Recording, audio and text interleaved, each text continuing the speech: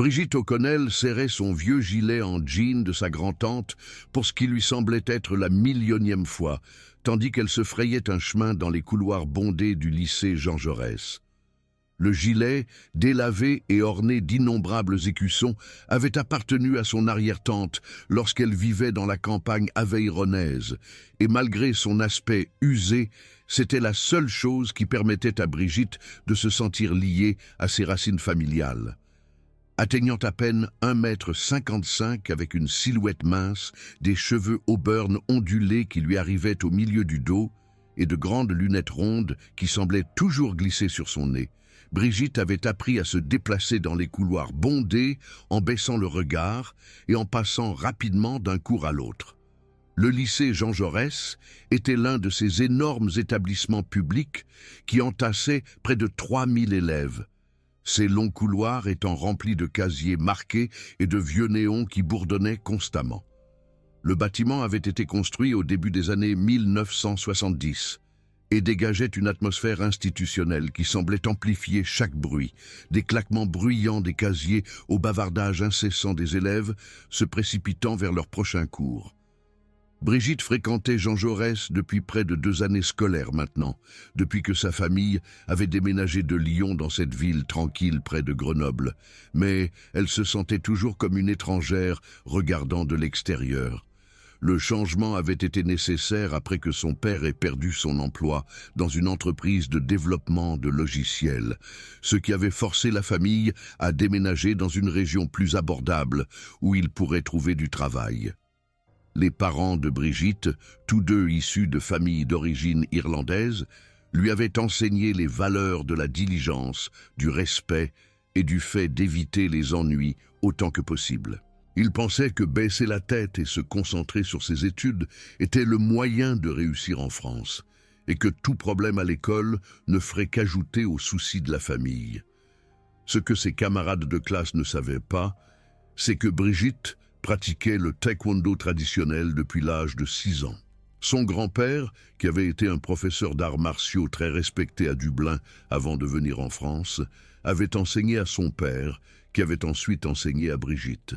L'entraînement nécessitait une concentration intense, une forme parfaite et surtout la connaissance que les arts martiaux ne devaient être utilisés que pour se protéger ou protéger les autres, et jamais pour l'agression ou la vengeance.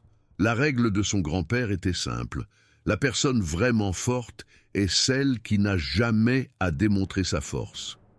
Cette idée avait fonctionné pour Brigitte pendant sa première année à Jean Jaurès, où elle avait réussi à éviter la plupart des problèmes en se fondant simplement dans le décor.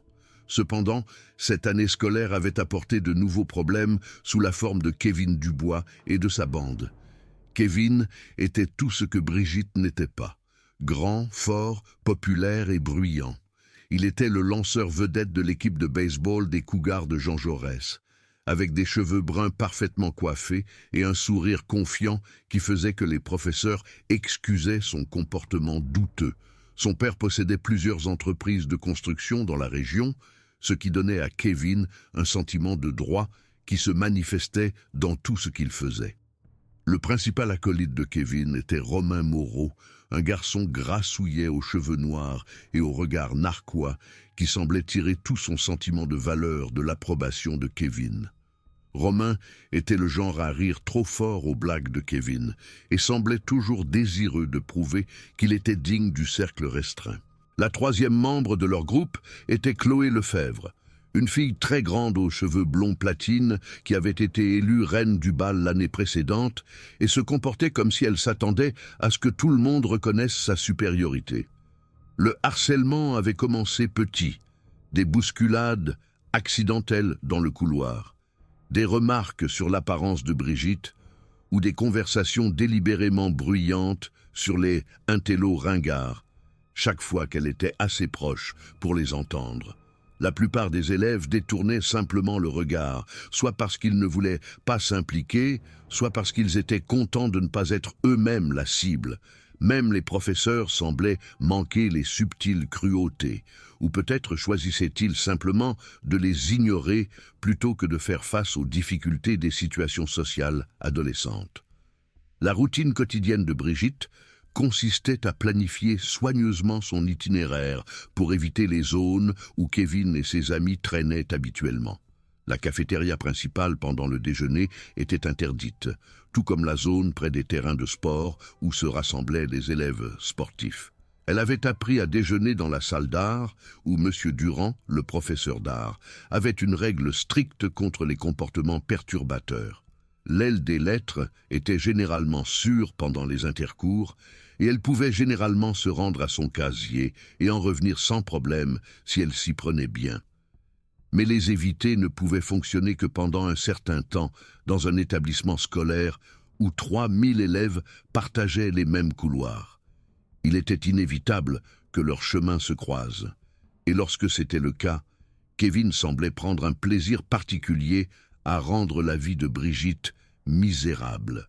Il y a eu le moment où il a accidentellement fait tomber ses fournitures d'art de ses mains devant le bureau du proviseur, en voyant ses peintures et ses pinceaux soigneusement organisés rouler sur le sol pendant qu'une foule d'élèves marchait dessus. Une autre fois, Romain avait renversé son soda au raisin sur son sac à dos à la cafétéria, affirmant que c'était un accident, tandis que Kevin et Chloé riaient assez fort pour que la moitié de la pièce les entende. Les incidents étaient toujours présentés de manière suffisamment subtile pour pouvoir être expliqués comme des accidents ou des malentendus. Kevin était trop intelligent pour faire quoi que ce soit qui puisse lui causer de sérieux problèmes. Surtout avec la saison de baseball qui approchait. Il comprenait le jeu qui consistait à pouvoir tout nier et il y jouait bien. Lorsqu'un professeur se trouvait à proximité, il proposait même d'aider à nettoyer le désordre qu'il avait causé, jouant le rôle de l'élève concerné tout en lançant à Brigitte des regards qui indiquaient clairement que le harcèlement était intentionnel. À travers tout cela, Brigitte gardait son calme et son dévouement aux enseignements de son grand-père. Elle ramassait les peintures éparpillées, remplaçait les fournitures abîmées et continuait sa journée comme si rien ne s'était passé. Ses parents lui avaient toujours appris que répondre aux insultes ne ferait qu'aggraver les choses et que la réussite scolaire devait être mesurée par les notes et les réalisations et non par la popularité ou l'intégration. Chaque soir, elle s'entraînait à ses katas dans la cave, canalisant sa frustration dans des mouvements précis et une respiration contrôlée, se rappelant que la vraie force venait de la discipline et de la maîtrise de soi. Mais Kevin semblait considérer son manque de réaction comme une faiblesse et les incidents ont commencé à empirer. Il a commencé à faire des commentaires sur son apparence, l'appelant binocle et naine chaque fois qu'il la croisait dans les couloirs. Chloé s'est jointe à la danse avec des commentaires sur les vêtements de Brigitte, en particulier le vieux gilet en jean qui était devenu une cible quotidienne de moquerie. « Tu as trouvé ça dans une brocante ?» demandait Chloé à voix haute, faisant se retourner et fixer d'autres élèves. « Ou quelqu'un l'a donné et tu l'as pris dans la boîte de dons ?» Le point de rupture est survenu un mercredi après-midi de fin novembre. Brigitte était à son casier, organisant ses livres pour le lendemain, quand elle a senti quelqu'un saisir l'arrière de son gilet et tirer fort. Elle s'est retournée et a vu Kevin debout avec Romain et Chloé, tous les trois souriant avec le genre de joie cruelle qui faisait se serrer l'estomac de Brigitte. Dans la main de Kevin se trouvait un grand morceau du panneau arrière du gilet en jean, complètement arraché de la couture de l'épaule. Les fils de coton pendaient lâchement.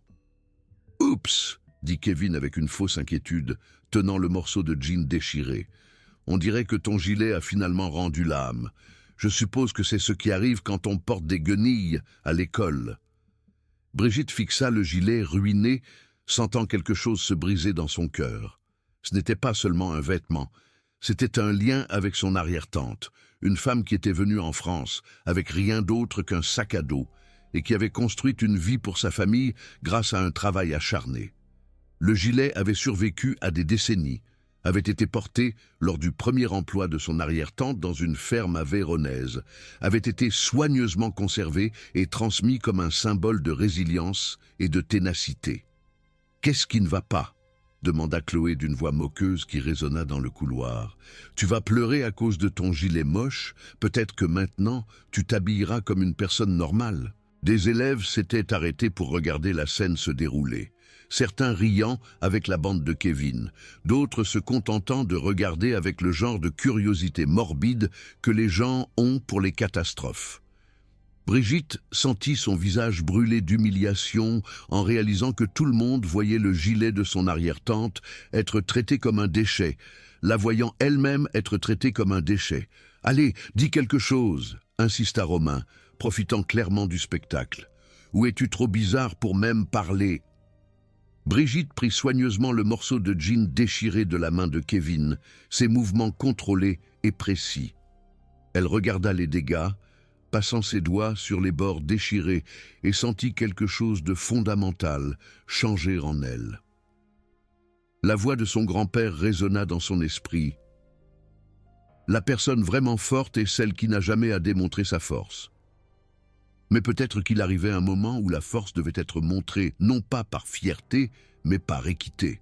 « Je suis désolée pour ton gilet », dit-elle doucement, sa voix stable malgré la colère qui montait en elle. « Je vais le faire réparer. » Kevin rit, ne s'attendant clairement pas à une réponse aussi calme. « Avec quel argent?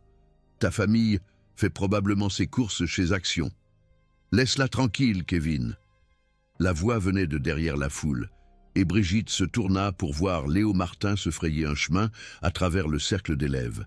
Léo était dans sa classe de français, un garçon discret aux cheveux bruns et aux yeux doux qui avait toujours été gentil avec elle.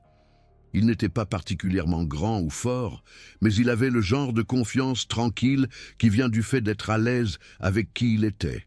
« Oh, regarde !» dit Chloé avec une fausse douceur. « Le loser a trouvé un autre loser pour être ami. C'est mignon. » Léo l'ignora et s'approcha de Brigitte. « Ça va ?» demanda-t-il, sa voix douce mais ses yeux durs en regardant le gilet déchiré. « Elle va bien ?» dit Kevin, se plaçant entre eux. « Nous avions juste une conversation sur les choix vestimentaires. N'est-ce pas, Brigitte ?» L'utilisation de son prénom dans la bouche de Kevin sonnait comme une insulte, et Brigitte sentit ses mains se serrer en poing. Elle s'était entraînée pendant plus de 10 ans à contrôler ses émotions, à canaliser son énergie dans des mouvements précis et des réponses disciplinées. Mais debout dans le couloir avec le gilet de son arrière-tante détruit, et Léo la regardant avec une telle inquiétude, elle sentit les murs soigneusement construits autour de sa colère commencer à se fissurer. « Je dois aller en cours, » dit-elle, fermant son casier avec plus de force que nécessaire. Le claquement bruyant résonna dans le couloir, et plusieurs élèves sursautèrent au son. « Ouais, fais ça !» lança Kevin en la suivant du regard, alors qu'elle s'éloignait, Léo se mettant au pas à côté d'elle. « Essaie de ne pas porter d'autres guenilles demain. » Les rires qui les suivirent dans le couloir se sentirent comme des coups physiques contre le dos de Brigitte. Elle avait enduré des mois de petites humiliations. S'était dit qu'ignorer était la bonne chose à faire, que s'élever au-dessus des cruautés mesquines était le chemin que ses grands-parents auraient voulu qu'elle emprunte. Mais ils avaient franchi une limite, en détruisant quelque chose qui la reliait à l'histoire de sa famille et en le faisant devant Léo, quelqu'un qui lui avait montré de la gentillesse. Ce soir-là, Brigitte s'assit dans la cave avec le gilet déchiré, étalé sur l'établi de son père, examinant les dégâts à la lumière d'un seul néon. Le jean était vieux et s'était déchiré le long de la couture, mais il pourrait être réparable si elle pouvait trouver les bons matériaux. Pendant qu'elle travaillait, elle pensa aux histoires de son arrière-tante sur les premiers jours en Aveyron, travaillant dans des fermes et faisant face aux préjugés avec une dignité tranquille et une détermination inébranlable. Brigitte! La voix de son père venait de la porte, et elle leva les yeux pour le voir debout là, dans ses vêtements de travail, son visage fatigué mais inquiet. « Ta mère a dit que tu semblais contrariée aujourd'hui. Est-ce que tout va bien à l'école ?» Brigitte pensa à lui parler de Kevin et du gilet déchiré, des mois de harcèlement et du sentiment croissant que les choses devenaient incontrôlables. Mais elle savait ce qu'il dirait, qu'elle devrait se concentrer sur ses études, que les brutes finissaient par passer à d'autres cibles, que s'impliquer dans des conflits ne ferait qu'aggraver les choses pour la famille. « Je vais bien, papa, dit-elle, pliant soigneusement le gilet. « Je travaille juste sur un projet. » Il hocha la tête, mais elle pouvait voir l'inquiétude dans ses yeux. « Rappelle-toi ce que disait toujours grand-père. La personne vraiment forte est celle qui n'a jamais à démontrer sa force. Parfois, la meilleure façon de gagner est de ne pas se battre du tout. »« Je sais, papa, je me souviens. » Mais alors qu'elle allait se coucher ce soir-là, Brigitte se surprit à penser non pas à l'idée de son grand-père d'éviter les conflits, mais à une autre leçon qu'il lui avait enseignée il y a des années. « Il arrive un moment, » avait-il dit lors d'une de leurs séances d'entraînement, « où refuser de se battre devient sa propre forme de lâcheté. Lorsque tu permets au mal de croître parce que tu as peur de te lever, tu deviens partie du problème. » Le lendemain matin, Brigitte choisit soigneusement ses vêtements. Au lieu du gilet déchiré, elle portait un simple pull gris et un jean, des vêtements qui n'attireraient pas l'attention et ne donneraient pas à Kevin et à ses amis de nouveaux éléments pour leur moquerie. Elle se déplaça dans les couloirs avec la même précision prudente qu'elle avait développée au cours des derniers mois. Mais quelque chose se sentait différent. Il y avait une nouvelle vigilance dans ses mouvements, un sentiment de préparation qu'elle n'avait pas ressenti auparavant. Le changement ne passa pas inaperçu. Pendant le déjeuner, alors qu'elle était assise dans la salle d'art à travailler sur un croquis, Léo s'approcha de sa table avec un regard inquiet. « Salut », dit-il doucement, tirant une chaise en face d'elle. « Tu sembles différente aujourd'hui. Ça va ?» Brigitte leva les yeux de son carnet de croquis, étudiant son visage. Léo avait toujours été gentil avec elle, mais hier, il était intervenu lorsque Kevin la harcelait, avait montré le genre de courage qui semblait manquer à la plupart des élèves de Jean Jaurès. « Je vais bien, » dit-elle, mais sa voix ne sonnait pas sûre. « Cette histoire avec ton gilet hier, c'était horrible. Kevin est de pire en pire ces derniers temps. Je pense qu'il est frustré par quelque chose et qu'il s'en prend aux gens qui ne peuvent pas se défendre. » L'expression « ne peuvent pas se défendre » resta en suspens entre eux, et Brigitte sentit une bouffée de colère à cette idée. Elle pouvait se défendre, elle s'était entraînée à se défendre pendant la plus grande partie de sa vie. La question était de savoir si elle devait le faire. « Peut-être, » dit-elle prudemment, « que les gens ont juste besoin de trouver le bon moment pour se défendre. » Léo hocha la tête pensivement. « J'y ai pensé aussi. Ma mère dit toujours que les brutes n'ont du pouvoir que parce que les bonnes personnes ne les arrêtent pas. Mais c'est effrayant, tu sais. Kevin a des amis, il est populaire, il a la protection de l'administration à cause du baseball. On a l'impression qu'il n'y a aucun moyen de gagner. » « Il y a toujours un moyen de gagner, » dit Brigitte, sa voix plus forte qu'elle ne l'avait voulu. « Parfois, il faut juste être patient et attendre la bonne occasion. » L'occasion se présenta plus tôt que prévu. Un vendredi après-midi, Brigitte traversait le parking principal après l'école, se dirigeant vers l'arrêt de bus, lorsqu'elle entendit des voix fortes venant de derrière le bâtiment de l'école. Elle reconnut la voix de Léo, tendue de colère et de peur, et la voix de Kevin, pleine du plaisir cruel qui était devenu si familier. Brigitte changea de direction, se dirigeant rapidement vers le son. En contournant le coin du bâtiment, elle vit Léo plaqué contre le mur de briques avec Kevin, Romain et Chloé debout en demi-cercle autour de lui. Kevin tenait l'étui de guitare de Léo, fracassant le contenu sur le sol pendant que Romain et Chloé riaient. « S'il te plaît, » disait Léo, sa voix tremblant. « J'ai besoin de cet instrument pour le concert de la semaine prochaine. »« Tu aurais dû y penser avant de décider de jouer les héros, » dit Kevin, enfonçant son talon dans les morceaux de bois brisés. « Peut-être que la prochaine fois, tu te mêleras de tes affaires. »« Ouais, » ajouta Chloé, « peut-être que tu apprendras à ne pas traîner avec des monstres. » Brigitte sentit la colère familière monter dans sa poitrine, mais cette fois, elle n'essaya pas de la retenir.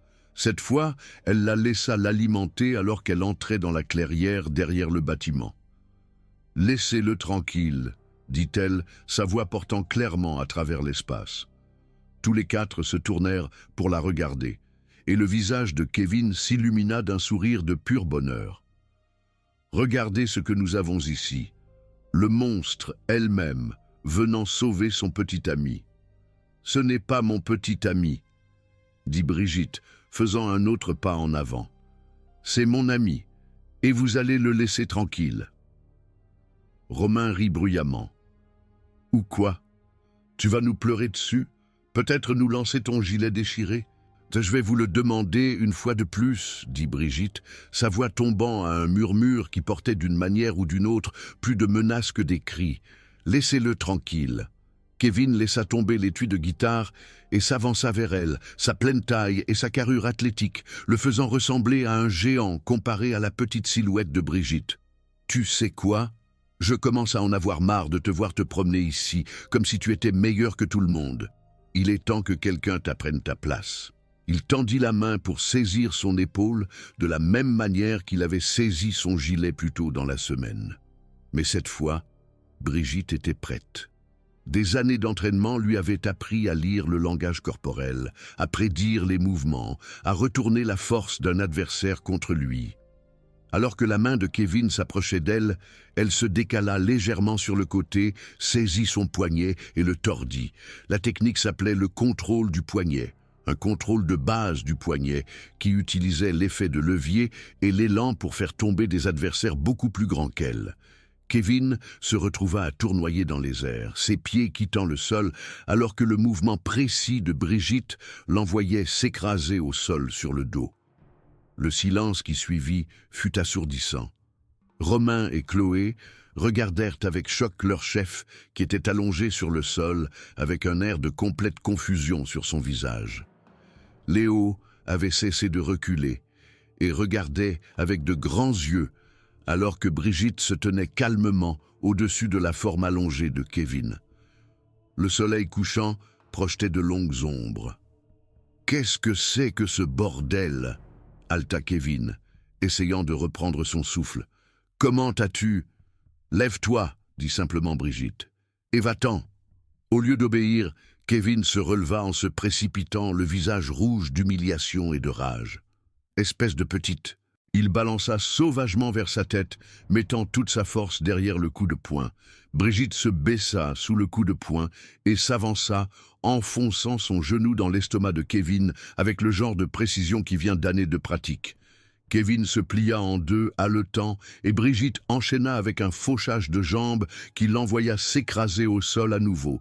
L'odeur de l'herbe coupée emplit l'air. « Kevin !» hurla Chloé, mais elle ne fit aucun geste pour l'aider. Romain, décidant apparemment qu'il devait défendre l'honneur de son chef, chargea sur Brigitte les poings levés. Mais Romain n'était pas un athlète, et ses mouvements étaient maladroits et faciles à voir. Brigitte esquiva sa course et utilisa son élan pour l'envoyer trébucher devant elle. Alors qu'il se retournait pour réessayer, elle saisit son bras et utilisa un lancer de hanche pour l'envoyer voler dans les airs. Il atterrit lourdement sur le dos à côté de Kevin, le souffle coupé. Kevin essayait de se relever à nouveau, son visage tordu par un mélange de douleur et d'incrédulité. « Ce n'est pas fini, » siffla-t-il. « Tu crois que tu peux juste... »« C'est fini, » dit Brigitte, s'approchant de lui. Kevin recula instinctivement, et elle put voir la peur dans ses yeux. « Tu vas me laisser tranquille, tu vas laisser Léo tranquille, tu vas laisser tout le monde tranquille. »« Tu ne peux pas me forcer à faire quoi que ce soit, » dit Kevin, mais sa voix ne sonnait pas sûre. Brigitte s'agenouilla à côté de lui, rapprochant son visage du sien. Quand elle parla, sa voix était douce, mais portait le poids d'une certitude absolue. « Je m'entraîne au taekwondo depuis 11 ans. Je me suis retenu parce qu'on m'a appris que la violence devait être un dernier recours. Mais tu as détruit quelque chose qui appartenait à mon arrière-tante et tu as blessé mon ami. Alors, laisse-moi être très clair. Si tu me touches encore, si tu touches encore Léo, si tu touches encore quelqu'un qui compte pour moi, je te mettrai à l'hôpital. Tu me comprends ?» Kevin la regarda pendant un long moment et elle put voir le moment exact où sa bravade se brisa. Il hocha lentement la tête, ses yeux ne quittant jamais son visage. L'air était calme, le monde immobile. « Bien, » dit Brigitte, se relevant et époussetant son jean. « Romain, Chloé, j'espère que vous avez fait attention. Cela s'applique à vous tous. » Romain était toujours allongé sur le sol, serrant ses côtes et respirant bruyamment. Chloé avait reculé jusqu'à ce qu'elle soit pressée contre le mur de briques du bâtiment de l'école, son visage pâle de choc. « Ça va ?» demanda Brigitte, se tournant vers Léo. Il la regardait toujours avec émerveillement, son étui de guitare brisé oublié sur le sol. « Ouais, je vais bien, dit-il, secouant la tête comme pour la vider. Brigitte, c'était... Où as-tu appris à faire ça ? Ma famille, dit-elle simplement, l'aidant à ramasser les morceaux brisés de sa guitare. Mon grand-père disait toujours que la personne vraiment forte est celle qui n'a jamais à démontrer sa force. Mais parfois, il faut quand même la démontrer.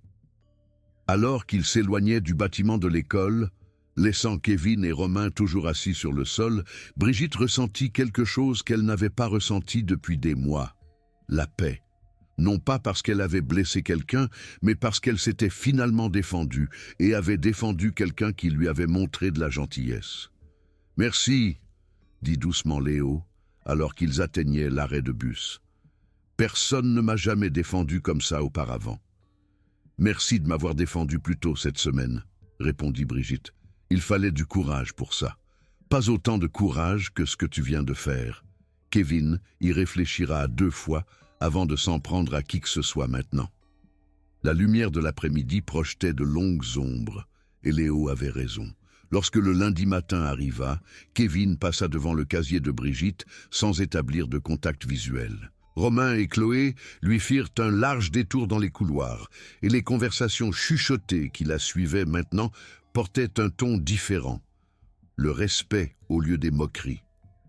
L'histoire de ce qui s'était passé derrière le bâtiment de l'école s'était répandue dans tout le lycée Jean Jaurès pendant le week-end, prenant de l'ampleur au fur et à mesure qu'on la racontait, jusqu'à ce que certaines versions la montrent en train de vaincre toute l'équipe de baseball à elle seule. Mais la vérité était assez dramatique en elle-même. La fille discrète qui avait enduré des mois de harcèlement avait finalement riposté, et elle l'avait fait avec une compétence à laquelle personne ne s'attendait. Monsieur Durand, le professeur d'art, sourit à Brigitte lorsqu'elle vint déjeuner lundi. « J'ai entendu dire que tu avais passé un week-end intéressant, » dit-il doucement. « Je suis content que tu te défendes, et je suis content que tu déjeunes toujours ici, au lieu de faire le poids lourd à la cafétéria. Mon grand-père disait toujours qu'un grand pouvoir implique de grandes responsabilités, » dit Brigitte, s'installant à son endroit habituel avec un carnet de croquis. On dirait un homme sage, et on dirait qu'il a élevé une petite fille sage. Le changement de dynamique à Jean Jaurès était subtil, mais indéniable. Les élèves qui avaient auparavant ignoré Brigitte commencèrent à lui faire un signe de tête dans les couloirs. Les professeurs qui semblaient ignorer le harcèlement commencèrent à accorder plus d'attention aux situations sociales dans leur classe. Même certaines des autres victimes de la bande de Kevin commencèrent à marcher avec un peu plus de confiance, comme si l'exemple de Brigitte leur avait montré que les brutes n'étaient pas invincibles. Kevin lui-même semblait avoir tiré sa leçon. Il traînait toujours avec ses amis à la cafétéria, dominait toujours le terrain de baseball, se comportait toujours avec l'arrogance qui vient du privilège et de la popularité. Mais il fit un large détour à Brigitte et à Léo, et la cruauté désinvolte qui avait marqué ses interactions avec les autres élèves sembla avoir diminué. 4 semaines après la confrontation, Brigitte fut surprise de trouver Kevin, qui l'attendait près de son casier après l'école. Il avait l'air mal à l'aise, changeant son poids d'un pied à l'autre et évitant le contact visuel. Le soleil couchant traversait les fenêtres. « Je voulais m'excuser, » dit-il doucement, les mots semblant se coincer dans sa gorge, « pour le gilet et pour tout le reste. » Brigitte étudia son visage, à la recherche de signes de tromperie ou de moquerie. Mais Kevin avait l'air sincèrement désolé, sa confiance habituelle remplacée par quelque chose qui aurait pu être de la honte. « Pourquoi ?» demanda-t-elle. « Parce que c'était mal, » dit-il simplement. et parce que tu aurais vraiment pu me faire mal ce jour-là, mais tu ne l'as pas fait. Tu t'es arrêté quand tu as fait passer ton message. Ce n'est pas ce que j'aurais fait. » Brigitte hocha lentement la tête. « Mon grand-père disait toujours que la mesure d'une personne n'est pas la façon dont elle traite ses égaux, mais la façon dont elle traite ceux qui ne peuvent pas se défendre. Tu avais du pouvoir sur moi, et tu l'as utilisé pour me blesser. Cela dit quelque chose sur qui tu es. » Kevin tressaillit aux mots, mais il ne contesta pas. « Je sais. J'essaie d'être meilleur. C'est plus difficile que je ne le pensais. »« Bien, » dit Brigitte, fermant son casier. « Être meilleur devrait être difficile. Si c'était facile, tout le monde le ferait. » Alors qu'elle s'éloignait, Brigitte sentit le poids du gilet réparé de son arrière-tante sur ses épaules. La déchirure avait été cousue avec des coutures soignées et un patch de jean assorti, ce qui la rendait plus solide qu'auparavant. Comme le gilet, Brigitte avait été endommagée mais pas brisée, et la réparation n'avait fait qu'ajouter à sa force. La leçon qu'elle avait apprise n'était pas sur le pouvoir de la violence ou le bonheur de la vengeance. Il s'agissait de l'importance de se défendre et de défendre les autres, du courage nécessaire pour affronter ses peurs et de la sagesse de savoir quand la force doit être utilisée et quand elle doit être retenue. La philosophie de son grand-père l'avait bien guidée, mais elle avait appris à la comprendre à sa manière. La personne vraiment forte est en effet celle qui n'a jamais à démontrer sa force. Mais parfois, la démontrer une fois suffit à s'assurer qu'on n'aura jamais à la démontrer à nouveau. Parfois, se tenir debout face à une brute est la chose la plus gentille qu'on puisse faire, non seulement pour soi-même, mais pour tous ceux qui viennent après. Et parfois, les personnes calmes sont celles qu'il faut le plus craindre, car elles ont regardé, appris et attendu le moment où l'action devient nécessaire. Alors que Brigitte sortait du lycée Jean Jaurès cet après-midi-là, elle sentit la présence de son arrière-tante dans le gilet en jean usé, dans les points de couture soignés qu'il avait reconstitués, et dans la connaissance que la force et la dignité pouvaient exister ensemble. Les brutes avaient tiré leur leçon, Léo avait trouvé son courage, et Brigitte avait découvert que parfois, la meilleure façon d'honorer les enseignements de son grand-père est de savoir quand les mettre de côté et de tracer son propre chemin. Le son de la cloche de l'école s'estompa derrière elle. Les couloirs du lycée Jean Jaurès se souviendront de cette histoire pendant des années, mais pas comme une histoire de violence ou de vengeance. Ils s'en souviendront comme d'une histoire sur le pouvoir de défendre ce qui est juste, sur le courage d'affronter ses peurs et sur la sagesse de savoir que la vraie force ne vient pas de la capacité de blesser les autres, mais de la retenue de s'arrêter une fois qu'on a fait passer son message. En fin de compte, c'était la leçon la plus importante de toutes. Le vent soufflait doucement, portant le parfum des feuilles d'automne.